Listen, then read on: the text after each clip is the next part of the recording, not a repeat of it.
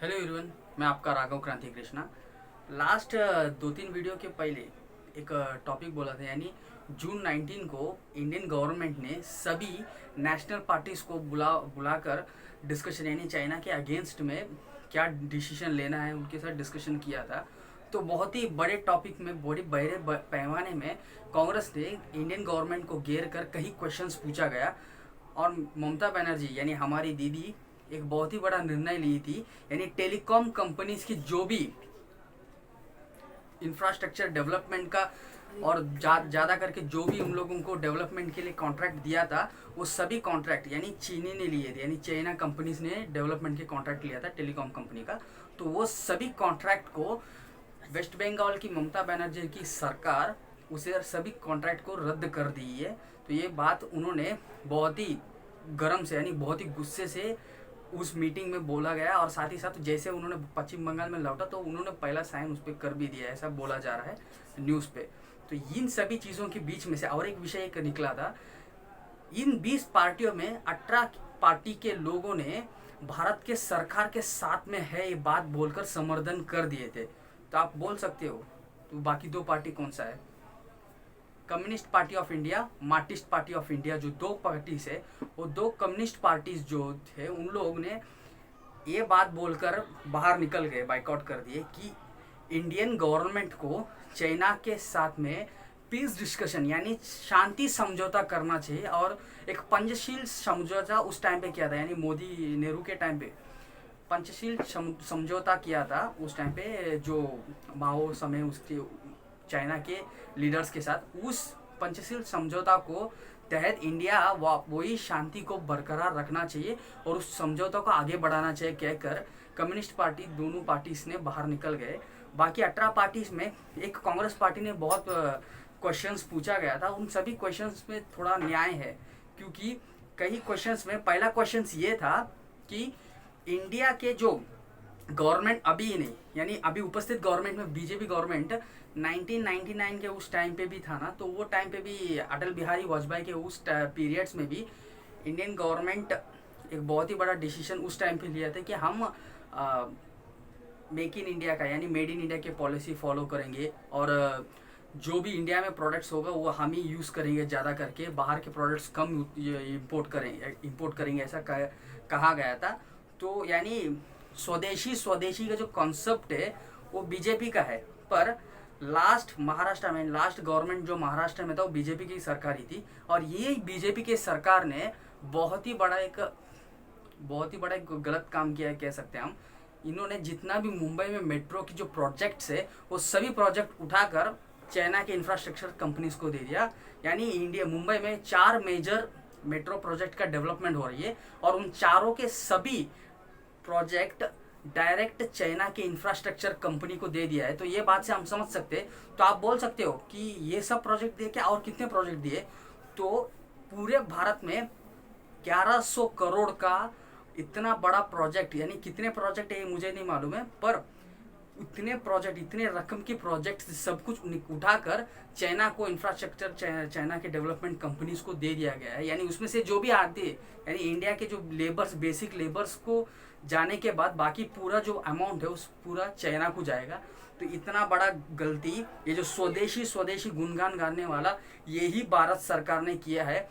और अभी इस बात से यानी कांग्रेस गवर्नमेंट ने और कई लोगों ने ये प्रश्न उठाया था उस मीटिंग में कि ये जितने भी प्रोजेक्ट जो दिया गया है सेंट्रल गवर्नमेंट के द्वारा चाइना की इंफ्रास्ट्रक्चर कंपनीज को, ये पूरा जो कॉन्ट्रैक्ट है उस सब कॉन्ट्रैक्ट को कैंसिल करेंगे क्या, वापस री-कॉन्ट्रैक्ट की इंडियन कंपनी को देंगे क्या करके पूछा। तो वो सब चीज़ को इंडियन गवर्नमेंट ने अवॉइड किया, यानी ये सब जो चल रहा है वैसे ही चलेगा। तो इंडियन गवर्नमेंट ने वापस एक बार जो अपोजिशन लोगों ने पूछा कि आप जो इंडिया के अंदर जो इंपोर्ट करने की जो प्रोडक्ट्स है चाइना से, उसमें उसको जानिए पाबंदी करोगे क्या, उसे बैन करोगे क्या ज़्यादा प्रोडक्ट्स के ऊपर, ऐसा बोला। तो वो भी नहीं बोल दिया। तो करोगे क्या आखिरी में सभी पक्ष के लोगों ने करोगे क्या अगर गवर्नमेंट से पूछा? तो गवर्नमेंट ने एक ही बात बोला कि हम लोग चाइना से आने वाले जितने भी प्रोडक्ट्स है, इंपोर्ट होने वाले प्रोडक्ट्स के ऊपर हम ड्यूटी बढ़ाएंगे, यानी टैक्स बढ़ाएंगे। तो ये बात से हम समझ सकते हैं कि इंडियन गवर्नमेंट जो ये टैक्स बढ़ाती है वो सभी टैक्स हमारे ऊपर ही बढ़ेगा, यानी बोझ हमारे ऊपर ही कहीं ना कहीं, क्योंकि जो भी चाइनीज प्रोडक्ट्स का जो वैल्यू रहता है, एक्चुअल वैल्यू, उस वैल्यू को हम अगर टैक्स बढ़ाएंगे तो उस प्रोडक्ट का जो प्राइस है वो बढ़ाकर हमें ही आएगा, तो हमें उसका टैक्स भी भरना होगा। तो ये एक निरंतर उपाय है क्या, ऐसा पूछेंगे ना, तो ये निरंतर उपाय नहीं है।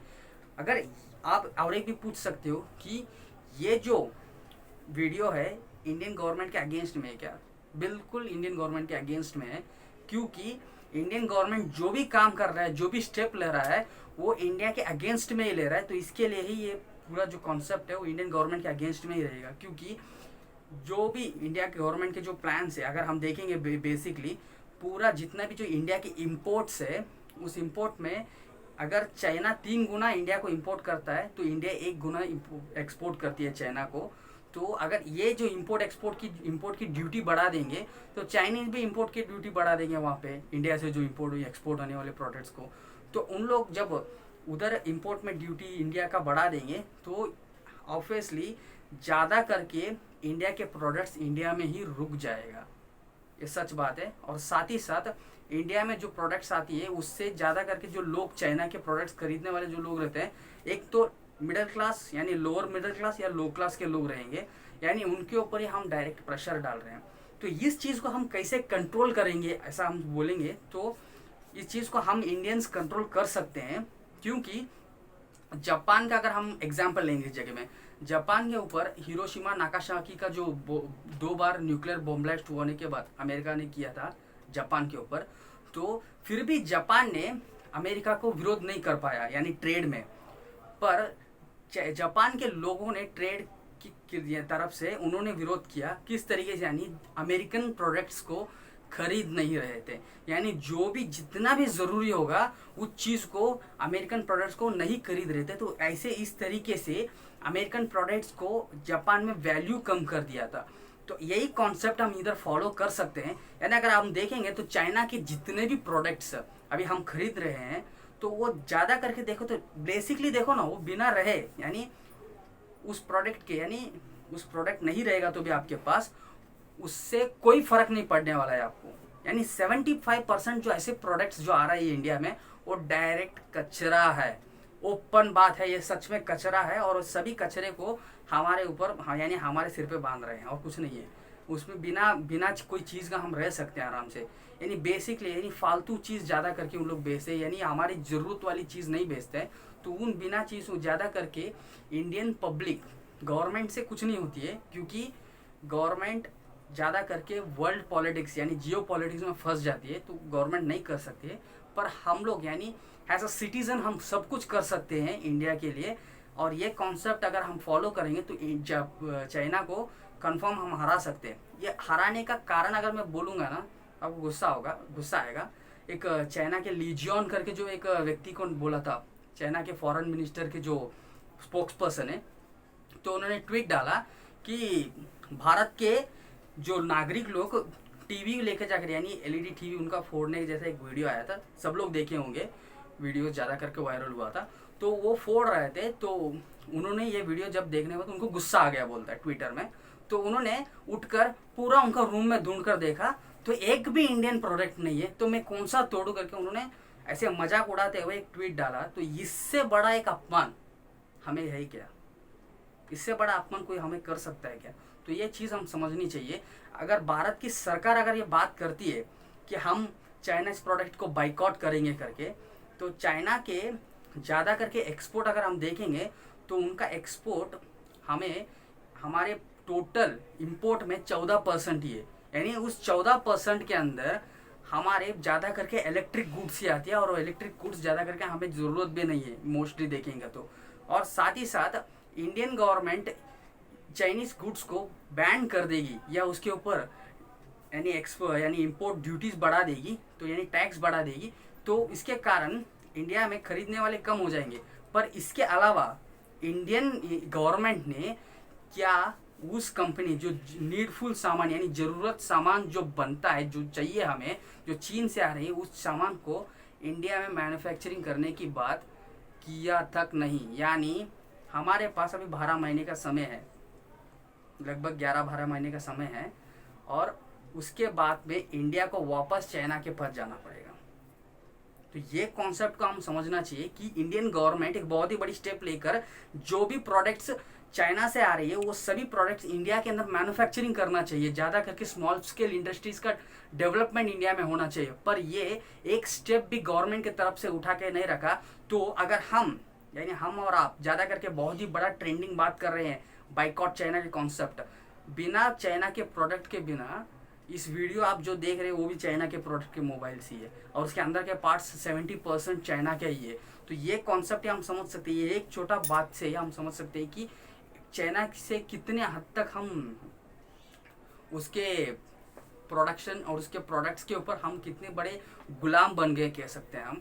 तो ये सभी चीज़ों को तोड़ने जैसा इंडियन गवर्नमेंट ने आज तक यानी इतना कई सालों से इंडियन गवर्नमेंट ने मेक इन इंडिया यानी अभी 6 साल से इंडियन गवर्नमेंट ने मेक इन इंडिया कॉन्सेप्ट चला रही है, पर एक 6 साल से अभी तक एक भी इंडिया के अंदर मेजर मोबाइल कंपनी नहीं बना पाया। तो ये बात से यानी एक प्रेशर है हमारे ऊपर कि इंडियन गवर्नमेंट कुछ नहीं कर सकता है करके। तो हम ये कोशिश करेंगे कि ज़्यादा से ज़्यादा एक काम कर सकते हैं हम कि जो भी हम यूज़ करते हैं जो बेसिक नहीं यानी नीडफुल नहीं रहेगा, जो ज़रूरत नहीं रहती है, उन सभी चाइना प्रोडक्ट्स को हम नकारेंगे। ये चीज़ कहकर इस वीडियो को ख़त्म करना चाहता हूँ। पर ये चीज़ ज़्यादा करिए, ज़्यादा आपके फ्रेंड्स के साथ ये वीडियो शेयर करिए, और साथ ही साथ अपने चैनल को सब्सक्राइब करिए जिससे मुझे सपोर्ट मिलेगा, और इस वीडियो को लाइक या डिसलाइक करिए, और साथ ही साथ आपके सजेशन को भी इस कमेंट सेक्शन में कमेंट करिए। Until then bye, your Raghav Kranti Krishna.